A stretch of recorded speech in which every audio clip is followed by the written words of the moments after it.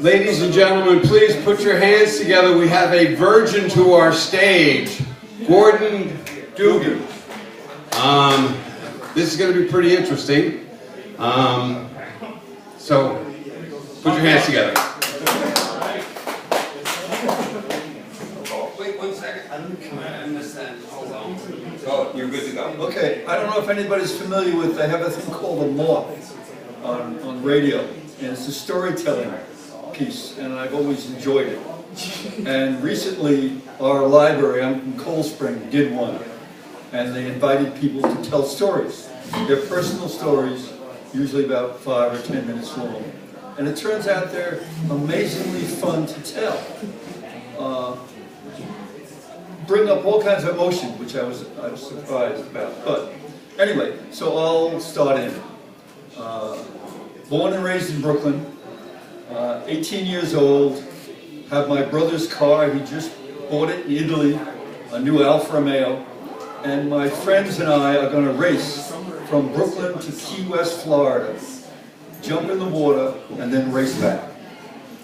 Any excuse for a kid to get in the car, I guess. So, me and my best friend start off, and we're roaring down the coast. This is before there was any such thing as 95. There was, I think it was Highway 1, went straight through. And we would take turns. One guy would sleep, the other guy would drive. And this car had, I don't know what they would call it, but it was like a cruise control. It was a cable that ran from the dashboard to the carburetor. And you would just pull it up, and it would keep the carburetor wide open. Needless to say, touching the brake didn't help it. So anyway, we had that cranked all the way up, and we're driving through. We would just stop to get gas, grab some food. We'd climb over each other, and we'd keep going. So this is going on for a while. It's the pitch black night. I think I'm in Georgia. Georgia is famous at that time for putting people on chain gangs, particularly New Yorkers. They didn't particularly like New Yorkers. That was the story, so that was a little scary. But we're roaring down there. I'm driving, my friend Jimmy's asleep, and it's maybe 2 o'clock in the morning. And I'm pretty tired.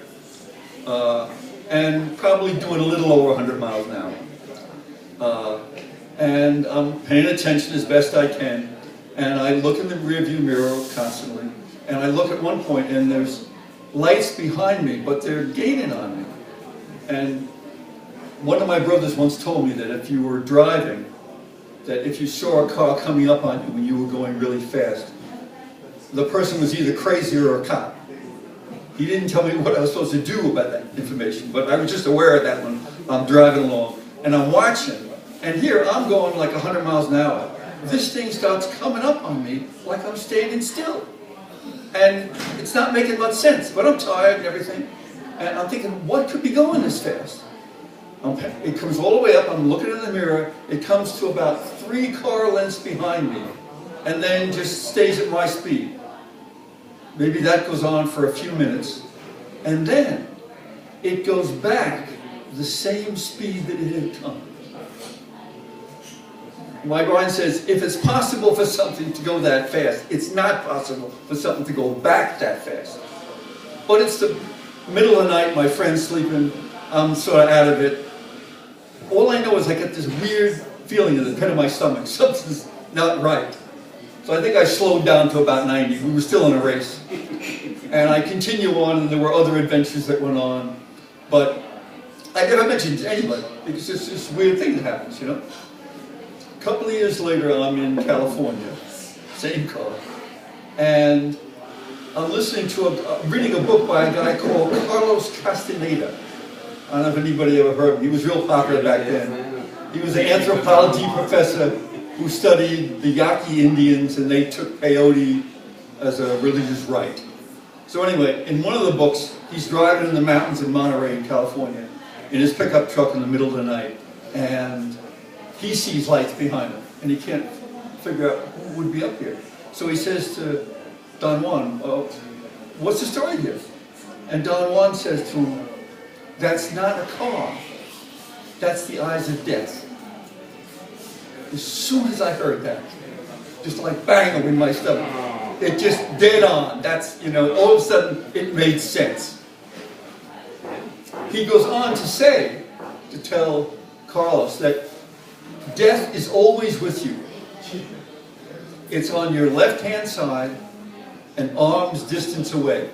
And he's your best friend, he'll always be there, he'll never leave you. And at some point when he taps you on the shoulder, you know, it's over. But in the meantime, he's your friend.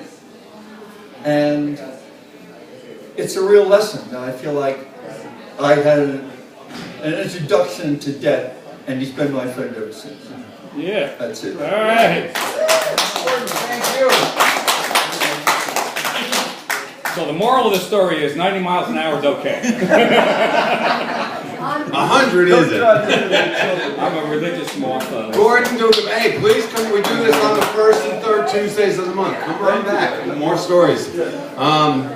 And if you stay for the night, you'll hear another author, hopefully, right, Matt? Yeah. Okay. Well, so next up we have a good friend of mine, Jay Strauss.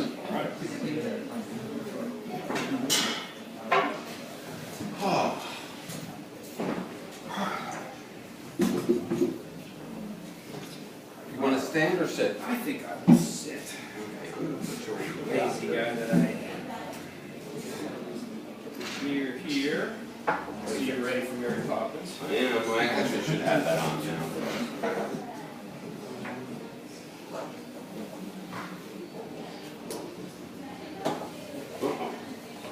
There we go. Let there be light.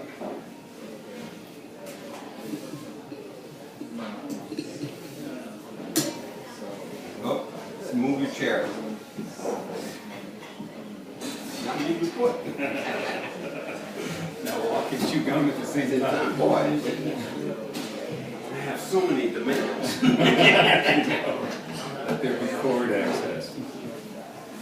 Now my guitar was not working on Sunday night. This one, I had to go electric. So it may have Max thinks it's a solder situation, but we'll see.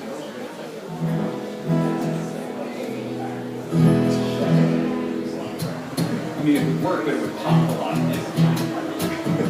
Sounds fine now. It must be, I guess it was a chord. Maybe a chord.